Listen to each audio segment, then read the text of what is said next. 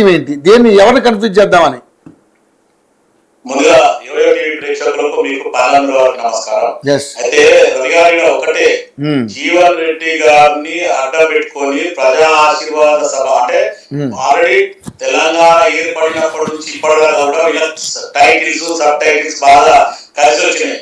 కానీ ఎప్పుడైతే కాంగ్రెస్ పార్టీ అధికారంలోకి వచ్చిన తర్వాత ముఖ్యమంత్రిగా మాజీ ముఖ్యమంత్రి ఎవరైతే రేవంత్ మన కేసీఆర్ గారు ఉండేవో ఆయన ఒకటే మానవపంగా చెప్పడం జరిగింది, నన్ను గెలిపిస్తే నేను అధికారం కూర్చుంటా, లేదంటే ఫామ్ హౌస్ లో పడుకుంటా.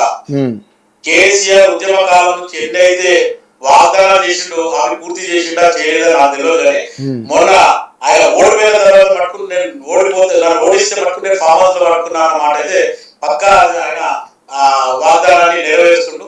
అదే కాకుండా ఆయన ఆత్మ విమర్శన చేసుకుంటుండు. ఎందుకు నా కొడుకుని, నా అల్లుని, నా బిడ్డని, నా తోడల్లుని కొడుకుని తెచ్చి నా కోపం నేనే పూచుకున్న రకంగా ఈరోజు ఫామ్ హౌస్ లో పట్టుకొని చింతిస్తున్నా కేసీఆర్ కి. ఈ రోజు జీవన్ రెడ్డి గారి ఒక మంచి అస్త్రం దొరికింది. అందుకు జీవన్ రెడ్డి గారి భుజం మీద తుపాకీ పెట్టి కాంగ్రెస్ పార్టీని కాల్చాలని ఆలోచనతో ప్రజా ఆశీర్వాద సభ, అది ప్రజా ఆశీర్వాద సభ, జీవన్ రెడ్డి ఆశీర్వాద సభ, ఆ రకంగా వీళ్ళు సభకు ముందుకు వచ్చింది. లేకపోతే కేసీఆర్ 1.5 years దగ్గర అయింది. ఎప్పుడైతే అసెంబ్లీకి రావడం, అటెండెన్స్ చేసుకోవడం, డబ్బులు పోతాయి, లేకపోతే ఆయన ఆపోజిషన్ లీడర్ గా పదవి కోల్పోతుంది అనే ఒక ఆలోచనతో అక్కడ రావడం జరిగింది. Right, okay. ఎవరి భుజం మీద తుపాకీ పెట్టి జీవన్ రెడ్డి గారిని కాల్చిరన్నా శివన్న? మీరు ఎవరి భుజం మీద తుపాకీ పెట్టి జీవన్ రెడ్డి గారిని కాల్చిర్రు? ఒరిజినల్ కాంగ్రెస్ వాళ్ళని కాల్చేస్తున్నారు. మరి మీరే చెప్పండి. ఇప్పుడు జీవన్ రెడ్డి గారిని ఎంత క్షోభకు గురి చేసిన తర్వాత ఆయనకైనా ఎల్లగొట్టిరు మీరు, కానీ ఆయన ఏం వెళ్ళిపోలేదు. అర్థమైందా? అంత పెద్ద సీనియర్ నాయకుడిని వెళ్ళగొట్టిరు. మరి ఆయన వెళ్ళిపోయేటట్టు చేసేడు కదా. అసలు పిసిసి ప్రెసిడెంట్ ఒకటి శివన్న, రేవంత్ రెడ్డి గారి కంటే ముందు పిసిసి ప్రెసిడెంట్ గా జీవన్ రెడ్డి గారి పేరు ప్రతిపాదన వచ్చింది. నాగార్జున సాగర్ ఎలక్షన్లను అడ్డం పెట్టుకొని మీరు ఆయన జానారెడ్డి గారితో ఢిల్లీకి లెటర్ పంపించి అప్పుడు ఆయనను క్యాన్సిల్ చేయించారు. రేపు రాబోయే కాలంలో అధిష్టానంతో దగ్గరగా ఉండి ఈయన సీటు కూడా ఎసరొస్తుందన్న ఉద్దేశంతో ఆయనను లేకుండా చేయడం కోసం రేవంత్ రెడ్డి గారు ఒక పక్క ప్రణాళికతోటి ఆయన పక్కకు జరిపేసిండు. ఇప్పుడు ఆయన చెప్పిండు కదా, జాతిపిత ఎవడికిరా జాతిపిత అన్న నాయకుడు మీ రావుల జాతినా అన్నప్పుడు అదే సంజయ్ రావును ఎందుకు మీరు తీసుకున్నారు? మరి ఎవరు ఏ జాతిపిత కోసం తీసుకున్నారు సంజయ్ రావును? మరి రెడ్డిని మీరు ఎందుకు పక్కకి వెళ్ళగొట్టిరో చెప్పండి. మీరు కేవలం ఒరిజినల్ కాంగ్రెస్ వాళ్ళను మొత్తం మీరు వెళ్ళగొట్టిన తర్వాత ఇది ఒరిజినల్ కాంగ్రెస్ కాదు, ఇందిరా కాంగ్రెస్ కాదు, నెహ్రూ కాంగ్రెస్ కాదు, ఇది రేవంత్ కాంగ్రెస్, పచ్చ కాంగ్రెస్ అని చెప్పేసి మీ కోమటిరెడ్డి రాజగోపాల్ రెడ్డి గారే చెప్తున్నారు. అలాంటి ఒరిజినల్ కాంగ్రెస్ వాళ్ళు ఎంతో మంది చెప్తున్నారు. ఇంకా రాబోయే రోజుల్లో ఉన్న కాంగ్రెస్ వాళ్ళను మీలాంటి ఒరిజినల్ కాంగ్రెస్ వాళ్ళను మొత్తం లేకుండా తొక్కుకుంటా వచ్చినాను కదా. ఇలాంటి జీవన్ రెడ్డి లాంటి వాళ్ళని కానివ్వండి, మీలాంటి వాళ్ళని కానివ్వండి, ఇంకా అందరినీ తొక్కి పచ్చ కాంగ్రెస్ తయారు చేసుకొని మిమ్మల్ని మొత్తం భూస్థాపితం చేయడం కోసం మీకు ప్లస్సే కదా జరిగితే. అది ప్లస్ ప్రజలు చూస్తున్నారు కదా. దాన్ని మీరు రాజకీయంగా వాడుతున్నారు. ఇప్పుడు వాడుతున్నట్టు అప్పుడు వాడతారు. చెప్పండి. రవి గారు యాదగిరి మాట్లాడేది ఓకే, ఆయన స్టైల్ ఆయన పార్టీని డిఫెండ్ చేయాలి కాబట్టి అట్లనే మాట్లాడాల్సి వస్తుంది. గతంలో 10 సంవత్సరాలు వీళ్ళు ఏం చేసిరు అనేది ఒకసారి కేసీఆర్ అధికారంలోకి వచ్చిన తర్వాత ఏం చేసిండు. ఈరోజు సోనియా గాంధీ లేకపోతేనే ఆన్ రికార్డ్ సోనియా గాంధీ గారి దయ వల్లనే ఈ రోజు తెలంగాణ వచ్చిందని చెప్పిన కేసీఆర్ ఏమో ఈ రోజు స్పష్టంగా చెప్తాడు.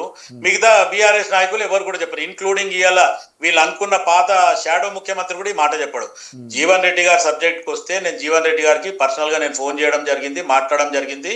అన్న పరిస్థితి బాగాలేదు, మీరు ఇంకా కొంచెం ఓపిక పట్టండి. మంత్రులు ఏదైతే హైకమాండ్ మిమ్మల్ని మీ దగ్గరికి మంత్రులను పంపించిందో వాళ్ళకి మీకు ఏం కావాలా, ఎక్కడ తప్పు జరిగిందో దాని మీద స్పష్టంగా చెప్పండి అని చెప్తే ఆయన కొంచెం మొత్తానికి నిర్ణయం మార్చుకున్నా, నేను ఖచ్చితంగా నేను పార్టీ వీడతాననే రకంగా నాకు చెప్పడం జరిగింది. దాని తర్వాత నేను సైలెంట్ అయినా. ఎందుకంటే ఈరోజు బీఆర్ఎస్ లో కాంగ్రెస్ లాగా ఫ్రీడమ్ అనేది ఉండదు. ఓషన్ కాంగ్రెస్ పార్టీ అనేది ఒక ఓషన్. దాంట్లో ఏ ఒక సభ్యుడైనా లేకపోతే మామూలు కార్యకర్త అయినా ఓపెన్ గా చెప్పే అవకాశం ఉంటుంది.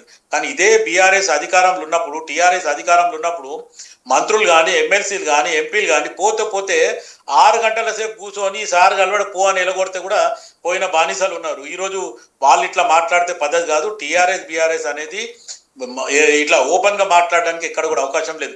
కానీ ఈరోజు జీవన్ రెడ్డి గారికి ఇప్పుడు కాదు, ఈ సభ అయిన తర్వాత బహుశా ఆయనకు అర్థమవుతుంది. ఎందుకంటే సంజయ్ కుమార్ గారు బీఆర్ఎస్ లకి కాంగ్రెస్ లకు వచ్చిండు, ఆధిపత్య పోరు నడుస్తుంది అనేది ఆయన చెప్పిన దాంట్లో వాస్తవం ఉంది అనేది మేము కూడా సపోర్ట్ చేయడం జరిగింది, కాంగ్రెస్ సీనియర్ నాయకులుగా కానీ, ఒరిజినల్ నాయకులుగా కానీ. కానీ ఈరోజు బీఆర్ఎస్ లో పోయిన తర్వాత రేపు ఆయన ఇంకా జాయిన్ కూడా కాలే, ఈరోజు కేసీఆర్ తో జాయిన్ అవుతాడు, కేటీఆర్ ఆయనను ఆహ్వానించడానికి పోయిండు అనేది మనం చూడడం జరిగింది మీడియాలో.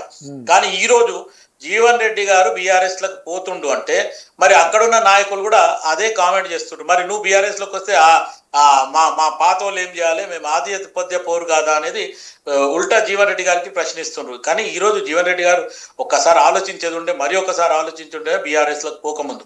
ఎందుకంటే కాంగ్రెస్ లో ఉన్న ఫ్రీడము ఆయనకు రేపు బీఆర్ఎస్ లో ఉండదు అనేది నాకున్న అనుభవం. ఎందుకంటే కేసీఆర్ అనే వ్యక్తి ఏం చేస్తాడు, టీఆర్ఎస్ బీఆర్ఎస్ ఉన్నప్పుడు మొత్తం ఏమంటారు, దొడ్లకు బర్రె వచ్చిందంటే కట్టేస్తాం, లోపల పెట్ట అంతే. ఇంకా ఆ బర్రె పిలిచినప్పుడే బయటికి రావాలా, లేకపోతే లేదు. ఆ రకంగానే మనం ఆల్రెడీ పొన్నాల లక్ష్మణ్ కూడా చూసుకోవడం జరిగింది, కేశవరావుని చూసుకోవడం జరిగింది.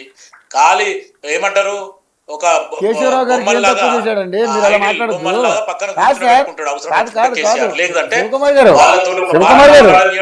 ఒక మాట మాట్లాడనియాడు. శివకుమార్ గారు కేసీఆర్ గారు కేకే గారికి ఏం తక్కువ చేశాడండి? ఎందుకు రావాల్సి వచ్చింది మీ పార్టీలకైనా? అంటే పదవి లేకపోతే బతకలేరా మీరు?